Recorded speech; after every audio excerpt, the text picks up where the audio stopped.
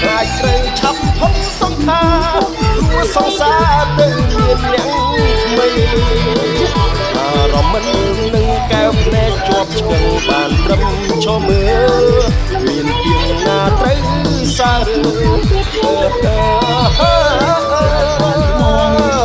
តែនពីដើមទ្រូងបេះដូងស្ទើរធ្លុះទូចេញដេញដល់ក៏មិនចំណេញសែនពុំលេងអរាផ្សាឈឺគួរត្រូវគេវាយអ្នកណាជេរស្ដីក៏លែងដឹងលឺមិនដែលចេះមានជំងឺពេលវាឈឺជួបតែក្តីទុកព្រោះហួហេតុពេកហើយដឹងខ្លួនខ្លាចទេបាត់ក្តីស្នេហ៍លួងចិត្តឲ្យគេមិនអាម៉ាស់មុខ